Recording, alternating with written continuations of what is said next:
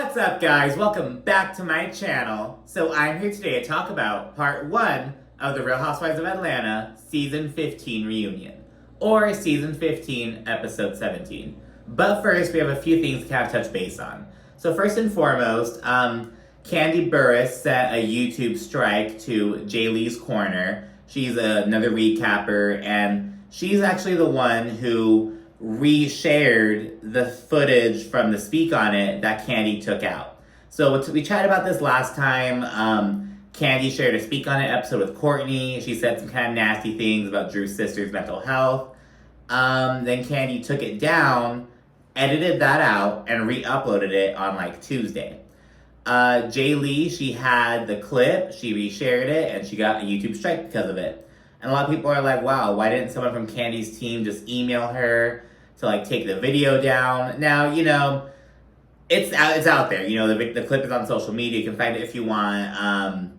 But yeah, so that happens. People aren't really pleased with Candy. They want her to kind of address it. I don't think she's going to. But so yeah, that happened. Candy Burris and her team, they set a YouTube strike because this recapper reshared the footage that Candy wanted buried. So yeah, but it's like, you know, Candy and her team, why do you guys even let that edit out? Like, to be honest, like, what the fuck? So that happened, and we also got Drew's sister Allison responding to Courtney and Candy. So on Instagram, Allison wrote, I went on Real Housewives of Atlanta to normalize a conversation on mental health.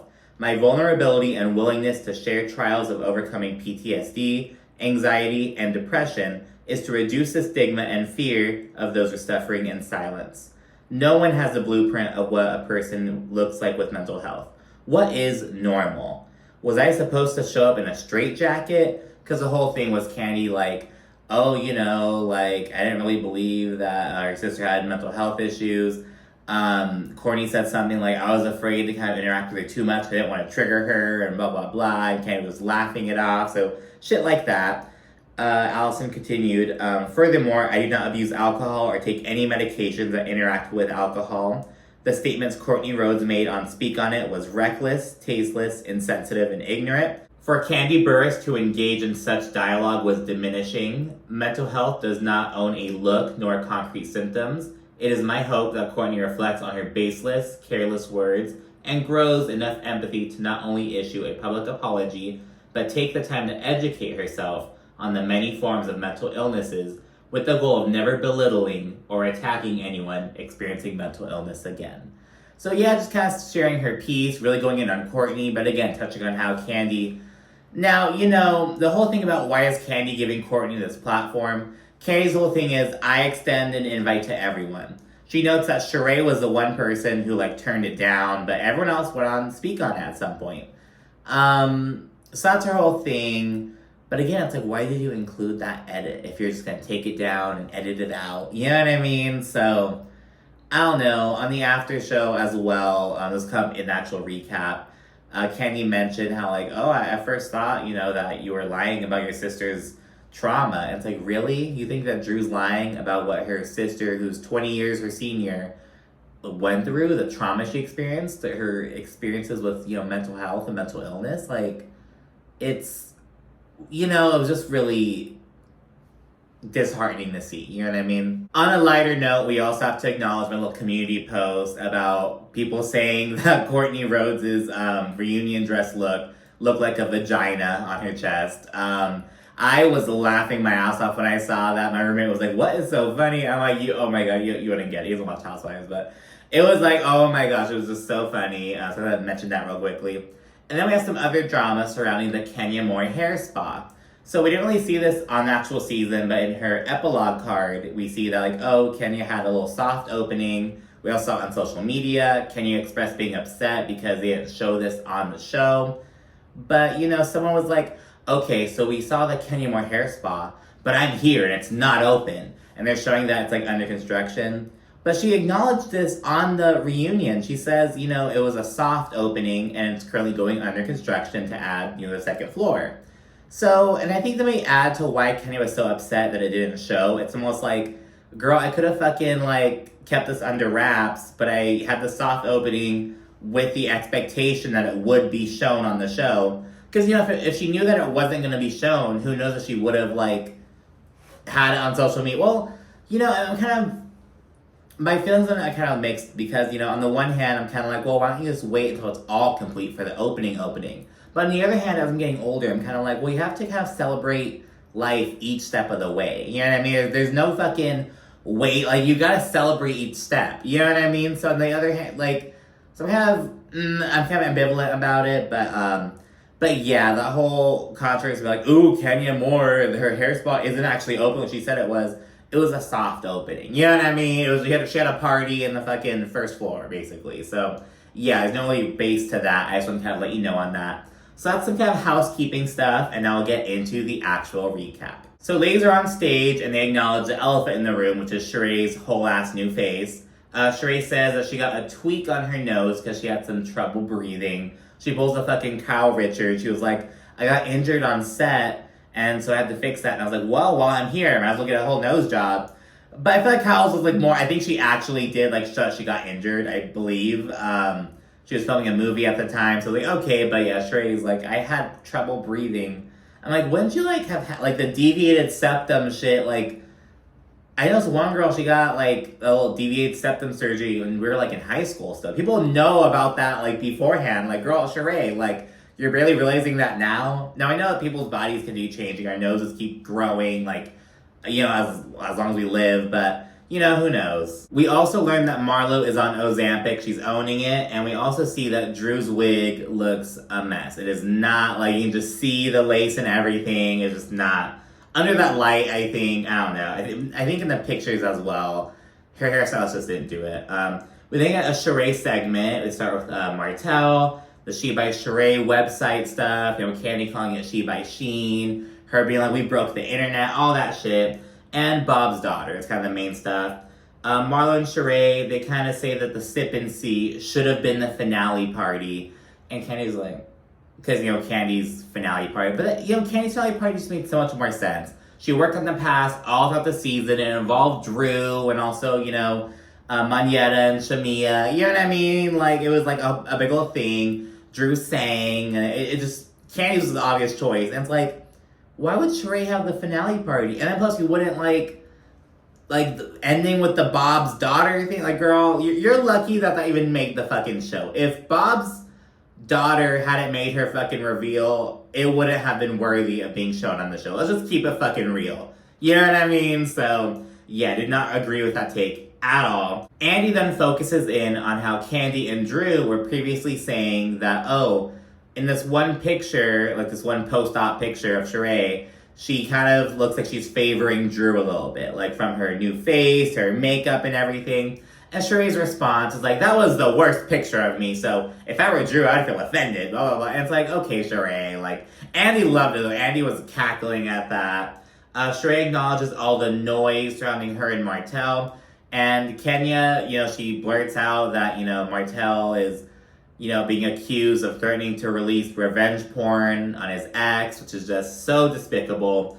Shereé says that they still hang out, and she really liked him, but she likes herself more. So she's basically saying, they're fuck buddies. They're friends with benefits. They're just kind of hanging out, dating, if you will, but she's not ready to commit herself. So Lisa, bitch, has the comment sense for that. Shereé then questions why Kenya told her about the DM stuff at all. She's kind of like, why did you even tell me about that? And then Sheree's like, you should have told me before I got serious with him. Why? Because I would change my mind. But Kenya's whole thing is like, well, I waited. I didn't tell you about it at first because I thought it was just casual. But once you started kind of cozy up to him, he started to heat up. I was like, well, fuck, I have to tell her. I don't fucking know. Sheree's going to say whatever she can to fucking get herself out from fucking under the bus. She's just so desperate.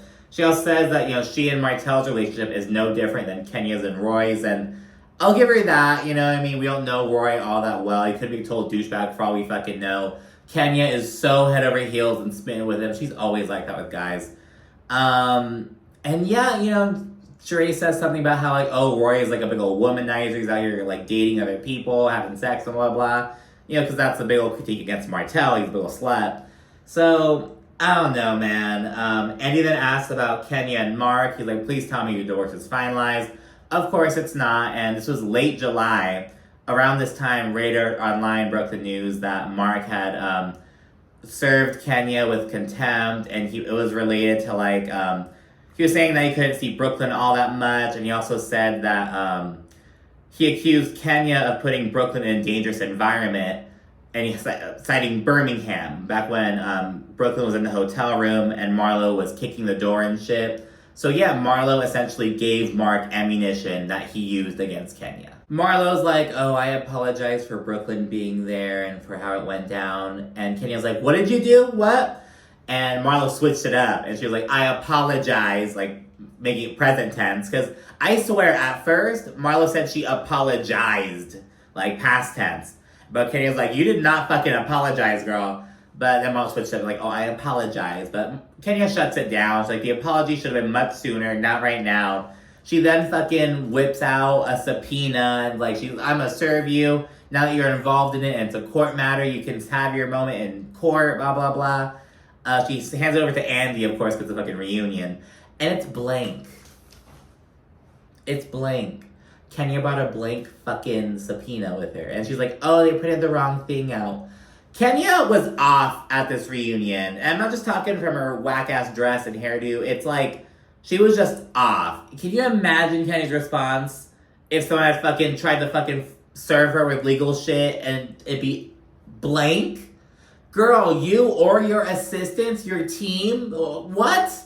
Girl, someone must have lost their fucking job over that shit. Kenya looked a fucking fool. She clarified on Twitter that like, oh, she was served with the correct paperwork after the reunion. Girl, no one gives a fuck. You fumbled. No one cares anymore. Yeah, Marlo was served. Who cares? You brought a blank fucking subpoena to the reunion? Girl, what the fuck is that, Kenya? Like, oh my god. Like, so bad from a veteran, Kenya, someone who demands and commands respect. You know, like, I'm a Kenya Moore fan. I love Kenya Moore. What the fuck was that? I expect better. I expect better from the Shade Assassin, the Queen of Reeds, all that shit. Like, Kenya. Girl. And to add further fuel to the fire, Kenya accuses Marlo of texting Mark and calling him 2 years ago. She says it was because, you know, she subpoenaed phone records during their divorce. And during the discovery phase, they found Marlo's phone number. Marlo's like, oh, it's just 2 years ago. Like, girl. She then says, oh, Marlo, at this one party 4 years ago, at the party actually where Mark said that he was done with Kenya. It was like that, and like 2 days later they divorced. It was something about like to promote like young black men, like kind of like a charity event, like something that Mark Daly was throwing. So yeah, she's like at that one party, you know, Marlo was a little bit too cozy with Mark. She went up to him and was asking him questions, and mind you, she brought her nephews with her, and she was introducing them to Mark. And this was an event all about uplifting, like, young black men. And, like, girl, like, of course she's gonna, like, go up to him and introduce her nephew. Like, it was just so weird. So Kenya's bringing up 2-year-old shit of her allegedly texting Mark or something. And her talking about a party 4 years ago. Like, what the fuck is this, Kenya? She then also says that according to an ex-housewife, Marlo was seen eating at his restaurant, and Marlo's like, I ate at his restaurant years ago. And it's like, okay, she ate at his and notice, it's not even she was eating with Mark, she was at his restaurant. She was at his venue. Like, it's so stupid. Kenya ends by saying, you can prove it in court. Marlo can prove what in court? You're the one who has to prove shit in court, Kenya. You are the one who has to prove that something happened. What does Marlo have to prove? You know what I mean? Like, she can give her, like, she doesn't have to prove shit. You know what I mean? Like, honestly. Andy then brings up the conversation around Martell and Sheree's birthday dinner about him, like, asking people to fucking cash app him and all that shit. He then goes on to say that Shereé has an interesting relationship with bills, which Candy loves in particular. And once Shereé sees everyone fucking laughing at her, she's like, well, I've never gone to court for being sued for not paying someone, kept throwing shade at Drew. Then she also says, and I've never been accused of stealing an idea, throwing shade at Candy and Todd. Because a few years ago, Todd was accused of, like, stealing a restaurant idea or the concept for the restaurant. And which is dumb because Candy was like, the whole basis of OLG is my mom and aunt's cooking. That's the whole thing. That's the whole old lady gang. So, whatever. It's just this big old thing. Candy and Shereé are going back and forth, and Candy accuses Shereé of not paying designers. She provides these bullshit receipts of someone on Instagram being like, yes, I'm the person who organized the show. Shereé paid me. Or they said that, like, Shereé gave Rowan money, and Rowan, so she paid her through Rowan or some shit. Something like that. And then she tells Candy to mop her fucking greasy ass, like, restaurant floors. Shit like that. Candy then shades Shereé's surgery. And Shereé gets all fucking hype and stands up and shit. And Andy actually has to get up and be like, okay, Shereé, don't get in her face or anything. Like, how's this gonna play out? But Shereé's just being fucking stupid, being fucking all extra and shit. She's like, look at me, you could never have a body like this, blah, blah, blah. Candy calls her a low-down, dirty, nothing-ass bitch. You low-down, dirty, nothing-ass bitch. Oh my, I loved it. Candy then says that she's been open about her work, and she's like, I've never shied away about getting my breasts done and stuff like that. Unlike Shereé, who's gotten tummy tucks, and she had a nose job before she even came on the show. So she's saying that the original nose that we all know from Shereé isn't actually her real nose. And Shereé's like, what? What are you saying? And she's like, no, that I did not have a nose job. And Kenya's like, Shereé. So Candy and Kenya are like, girl, we know the truth. Drew's also jumping on board, like, no, we see it. We see you. We know you're lying about your surgery. Just all talking about Shereé. And Shereé is like flabbergasted, actually. She's not even going hard at it. She's just kind of like, what are you guys talking about? Like, I don't know if it's like genuine confusion or if she's like, what? You guys are throwing that shit, mate? Like, I don't fucking know. There's then more back and forth, and Shereé Whitfield, of all people, tells Miss Candy Burris Tucker, you should focus on your businesses. And Candy's like, I do. Girl, the obtuseness, like the lack of awareness is like astounding, to be honest. At this point, Shereé whips out a prop. It's this like whole She News pamphlet. She passes them out to everyone. 6 pages of it are devoted to trashing Candy's restaurants, filled with all these bad reviews and shit. And the last 2 pages are shit regarding her boutique, Tagged, which has been open for 14 years. Shit about like, oh, you're taking these ideas from blah, blah, blah. The same, trying to accuse Candy of the same shit Shereé is being accused of. And this is Shereé's MO. She'll be hit with an accusation, and she's gonna try to fucking mirror it back. Like later on, she's gonna be like, oh, you're mad because I didn't defend you? People accuse me of all kinds of shit. No one defends me. I'm like, oh, you're upset because I didn't handle this one-on-one? Are you gonna call me? Are you like, oh, you're asking me for an apology? You're gonna apologize to me though? Like, she takes no accountability. She's like a fucking, like, 7th grader. It's like, girl. But yeah, once she prints out those fucking She magazine things, Candy's like, I wish you'd print out some fashions. And yeah, regarding the whole tags thing, Candy's like, I'm not pretending to sell original fashions. You are. But yeah, Andy's kind of loving it. He's like, I'm gonna keep this, blah, blah, blah. But it doesn't really do much. Shereé says she's still working on turning a profit, of course. It takes time for businesses to, pick up. Shereé then provides a She by Shereé bag for Drew, and inside of it is a little and scene thing. Just this whole little thing to wrap the segment up. Then we get a Drew segment, but focused on her career. So, like, her singing pursuits, followed by the pasta, things like that. Nothing regarding the divorce, really. Andy brings up Drew's whole lifetime and above comment, how she's like, I'm, from this point on, only lifetime and above. None of this other shit. And Drew explains it, and she's like, no, my agent initially turned down the role. And she was like, I have my set, like, minimum as per my union, blah, blah, blah, all this shit. But then she says, so we turned down the role.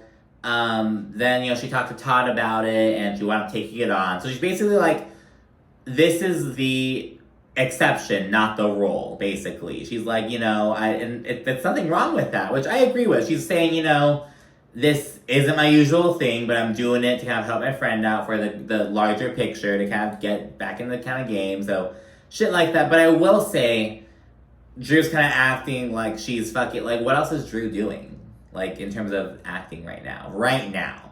So that's the other kind of side to it. It's like, well, like, you're not really out there like that. So, so I kind of see both sides with that, to be honest. Kenya then explains why her comment about Drew doing a low-budget blow music video was different from Drew critiquing Kenya's whole acting career. She's like, oh, I was just kind of critiquing the production. I was throwing fun shade, but Drew kind of really came at me and shat on me. So basically, she's like, I was just throwing fun shade, but Drew hurt my feelings. That's basically what Kenya was saying. We didn't touch on the whole Candy, Drew, LaToya fucking bullshit. Candy said that, you know, her whole comment back in 2021 on the after show about how, like, oh, well, I could be wrong, I guess. She's like, I was just saying it to be a homie. I was saying it to fucking help you out. But I saw what I saw. So she's saying, you know, I tried to help you out, but you're, you know, continuing to double down on this. I saw what I saw, and I'm not bullshitting now. Kenny and Drew then accuse each other of lying. At one point, Kenny's like, you lying asshole. Shit like that. Drew says that everyone accuses her of lying without producing receipts. She's like, no one can, you know, run a fucking clip of me lying, blah, blah, blah. She then mentions how Candy admitted that she initially thought that Drew and her sister were lying about their mental health issues and shit like that. And Candy says that Drew's a gaslighter like Ralph. So this is a kind of nasty segment, to be honest. Candy isn't looking in the best light right now with her old Drew. Again, it's just like, what's the big fucking deal? You know, she acknowledged how she was like, I was trying to be a homie too in the past, but fuck that shit now. I don't know. I don't get what the big deal is with Candy. It's really odd. And the whole thing about her questioning her sister's mental health is also very odd. It shows that Candy is not well-versed in mental health at all, which, you know, we can't really, like, fault her for, but it's like, girl, that's not cool. Like, the comments like that aren't okay. You know what I mean? So, as Allison said, I hope you fucking take the opportunity to educate yourself and aren't just tuning out and be like, the haters are hating. You know what I mean? It's like, no, they're... Because even some of Candy's diehards, like, yo, that's not cool. Like, that's Candy. Candy girl. You gotta work on that. Sonia and Candy continue saying that, you know, from her track record, Drew's kind of a liar. Drew then asks if she and Candy are all good, but Candy's pissed. Andy's like, you basically swayed her to Ralph's side. Like, you're having her call you, saying that you're gaslighting Ralph. Drew then says that the only thing she's ever lied about is the amount of weight that she's lost through her Drop With Drew program. But production proves her wrong, because at the season 13 reunion, Drew was like, I've kissed a girl before. But in a confessional this year, Drew was like, I've never kissed a girl before. So production produced that. A viewer then brings up Marlo body shaming Drew, and they throw shade because they're like, oh, not everyone can afford to fix their body like you. And Kenya and Drew love it. They're all laughing and shit. And Marlo's like, everyone on this show has gotten some part of their body done. I've only done lipo. And it's like, you know, Kenya's over here laughing her ass off. I said, well, Kenya, you know, there's a never-ending speculation around your ass and whether you got it done or not. You know what I mean? It's like, girl, you still have a speculation. You're never gonna fucking shake that shit off. It's like, just anything against Marlo. It's like, okay, girl. Drew then shit talks Marlo a little bit before Marlo's like, oh, you like to tongue kiss girls and you're ashamed to admit it. Just all that shit. It's like, ooh. After Andy asks, Drew says that she and Ralph are still going through the split. Though Kenya, Sonia, and Marlo all say, like, well, things can still change. You never know what the future holds. I'm like, girl, shut the fuck up. All three of you. Shut up. And fucking Marlo. I told Ralph that. He reached out and I said, I hope you guys can work it out. And Drew's like, what the fuck? Like, she didn't say anything, but her face is just like, oh my gosh. And Candy has this little sly smile. And it's like, oh my goodness. It's, ooh, like, just the relationships are just, this is a pretty good reunion so far. I like that it's two parts, because I feel like they're able to jam everything. Yeah, it was a pretty fucking good reunion, especially coming off of a very lackluster season that a lot of people are just kind of like, weren't really feeling. So, as these return from break, Marlo shades the broke, jealous, pretty girls on the other couch. So, Candy, Kenya, and Drew. Sheree's like, they need to get their money up. Girl! She's over here saying, you should focus on your businesses. You need to get your money up. Shereé! The call is coming from inside the fucking house. Courtney and Moneta then join. Andy asks, how exactly are you related to Ralph, Courtney?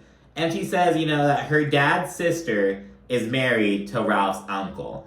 And, they both, spent the night at the same house at different points. And just, so that's how they formed their connection. She and Drew, they immediately get into it. Drew and Kenya are like, oh, this is bullshit. Fake cousin bullshit. Candy didn't say anything because Candy has a million fucking cousins. And I'm sure that a lot of them are cousins in the exact same way. Like, oh, they're my cousin's cousin. Or like, my aunt married their uncle and we used to hang out at our grandma's house. And you can be like, oh, those are family friends or childhood friends. Those aren't cousins or whatever. But, it's all the fucking same shit. I don't think all of Candy's fucking cousins are, her mom and dad's nieces and nephews. You know what I mean? I think it can be more convoluted than that. We get a Marlo segment all about her life coach shit, her foster care charity, Scott Lee, and of course, her little beefs with Monietta and Drew. Nothing too deep yet, like not with Candy and Kenny or anything, but Monietta and Drew so far. Andy asks Kenya about Roy sliding into Marlo's DMs. She says that Roy was commenting on an Instagram live.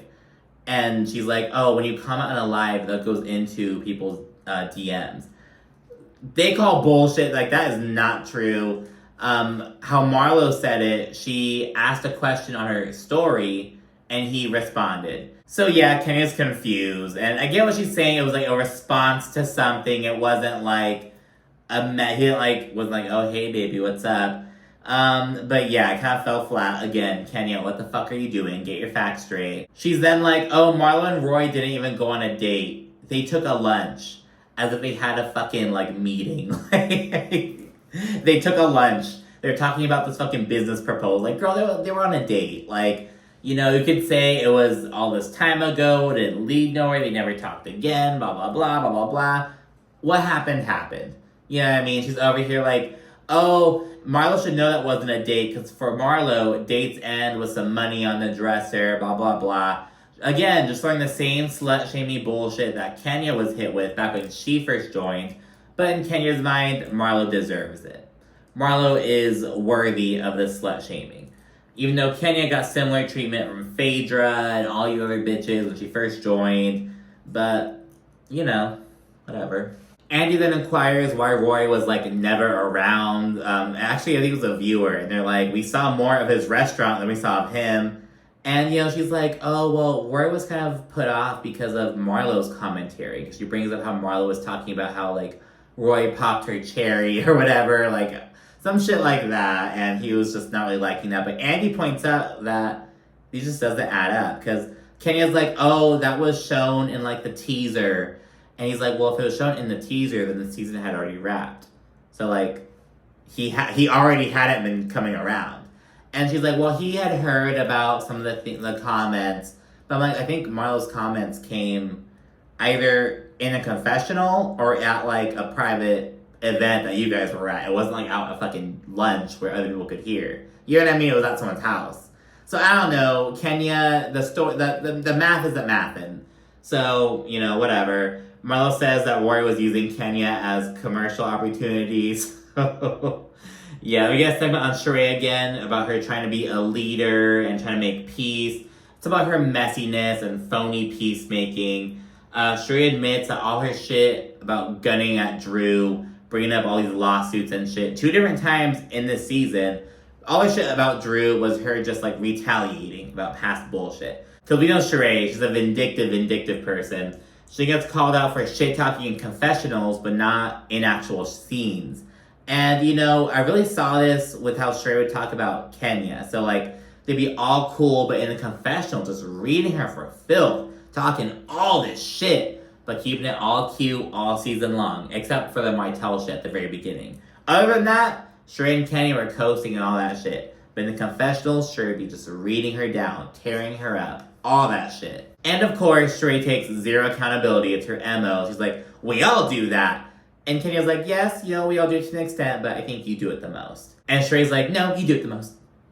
No, you do it the most. Again, just fucking trying to reflect everything just because she has nothing else to fucking do because she's a weak-ass bitch. A viewer then asked why Shereé said nothing after Kim Zolciak's nasty-ass comment about Kenya Moore being like, oh, she's still alive? Ugh. And, she says a lot of nothing. She's like, well, I've known Kim for a long time, and she says a lot of things. I don't think she meant it. I don't think, do you think she wants to, you dead? Do you think she wants you dead? All this shit says a whole lot of nothing. Shereé at one point, she's then people talk about me a lot, and I don't see anyone standing up for me. So I didn't stand up for Kenya, because people don't stand up for me. Again, just never ate, you didn't do this to me, so I'm not doing it to you. Her whole fucking thing. A viewer then asked Marlo to kind of react to everyone's individual reunion look. She kind of gives everyone kind words except Kenya. She's like, I don't really like the feathers, a little bit too much. The hair also doesn't look that good. I like your boobs though, basically. And Kenya's like, you look just like Mrs. Roper right now. Do not like come for me. So that little moment. And beneath a little sneak peek of this moment was when the person on Twitter pointed out that Courtney's chest area looks like a vagina because of the dress she's wearing. So that was a little funny moment. They got a segment on the group divide and alliances and shit. Of course, touch on the collusion bullshit, Sonia flip-flopping, Marlo's recording regarding Drew and LaToya, and Monyetta's overall messiness. Monyetta explains her whole collusion comment. She says that Courtney was basically like pledging allegiance to Shereé, basically. But we have to remember, Courtney came on and she hit Drew hard with the fucking cousin bullshit, but she's Shereé's friend. And, they're kids with the high school together, so that's how they, knew each other, I guess. Shit like that. So, yeah, Courtney is Shereé's friend. Sonia pushes back against the collusion thing, though. She's like, we were just discussing what had just happened. It's not like we were, just talking shit, waiting for people to leave the room, being sneaky. We were just talking about what had just happened. It was no shade or anything. They then touch on Courtney's spat with Candy way back earlier in the season. Candy says, it was whatever with Courtney, but she was really bothered about how Shereé and Sonia were basically, not standing up for her and just letting Courtney say all this shit about her. And Sonia says, okay, well, Candy, you kind of set that precedent. And she mentions how Candy laughed at Drew uploading this post about, throwing shade at Sonia. It was about how Drew, tossed her hair in Sonia's face at the reunion last year, and Drew, made a fucking post about it, and Candy thought it was funny. So Sonia's like, okay, well, if you think shit's funny, I'm gonna think shit's funny too. I'm just fucking laugh when Courtney calls you ghetto. So they're gonna talk about that for a little bit. They then acknowledge that Shereé and Marlo gaslit Monyetta in Birmingham. Because remember, Marlo, slammed the door in Monyetta's face, she got all fucking upset. But Shereé was like, no, she didn't. The door's just heavy. Well, she did a whole demonstration and shit. Was going hard for Marlo. But when she saw the footage, she then called Shereé and Marlo hyenas on Twitter, blah, blah, blah. So it's kind of talking about how, Monyetta went with what Shereé was telling her in the moment. It was like, all right, I'll give Marlo the benefit of the doubt. But the footage clearly showed that Marlo was slamming the door in Monyetta's face. So then afterwards, she got pissed off. Shereé tries demanding an apology, but Monyetta's like, no, you guys were being hyenas. Shereé then says that she was lying about the door slamming thing to just keep the peace. She's like, I was keeping the peace, blah, blah, blah. Monyetta's like, you shouldn't have said anything if you didn't see it, if you weren't sure. But Shereé's like, look, girl, if you knew she slammed the door in your face, you should have gone with that instinct. You shouldn't have listened to me. So just yes, I lied, but it's your fault for believing me. Literally, just a whole lot of nothing. We then hone in on the whole Portugal videos bullshit. Marlo says that she sent her recording to LaToya to get the truth, because she trusts LaToya more than Drew, essentially. Although, Marlo fell out with LaToya, I believe, so I don't fucking know where they stand. Drew then says that Courtney's bitch comment was totally unwarranted. Courtney explains her karma comment. She says that, again, that Kenya's a mean girl. She was cursing production the fuck out after she fell. She looked okay, blah, blah, blah. Just a whole lot of stuff we already heard, the after show or speak on it and whatnot. And at this point, Kenya explains that the Kenya Moore hair spa went through a soft opening and they're still kind of doing construction on it. So she mentions it in the actual reunion episode, but the person making the TikTok just disregarded that. A viewer then asked if Candy even wants to fucking be here anymore because she's always fucking leaving early or missing out on shit. And Candy admits she came into the season hot because of the fucking escape drama and all that shit. But, she also acknowledges she bit off a bit more than she could chew. She's kind of really busy. She's a busy person, so she acknowledges that. Moving along, Monyetta's finale comment about Drew having a crush on, what's her name? Tai Young. Because according to Monyetta, Drew was like, oh, I have a crush on Tai, blah, blah, blah. But, Drew explains, okay, we're on the set of this movie where I'm playing a lesbian lover. So I was kind of just making a joke, playing into that, blah, blah, blah. So Drew plays it off nicely, so whatever. Andy then asked Courtney what Ralph told her about the affair. Because he's like, well, it seems like you had some knowledge about it before it hit the blog. So she says that Ralph thinks Drew was just projecting what she was actually doing. So Ralph's whole thing is, you're calling me unfaithful, but you're the one who's unfaithful. Blah, blah, blah, just trying to fucking... a total dick move, because we all know what Ralph is up to. Now, Drew may also be up to some shit, but we know what Ralph was up to. You know what I mean? So, Drew says that Courtney knows nothing about her marriage and accuses Ralph of coaching her.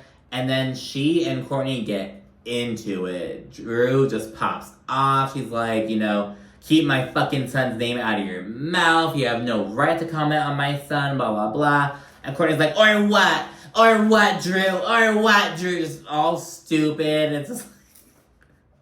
But yeah, and then Drew gets, I think she gets kind of, not like emotional, but she kind of gets like passionate.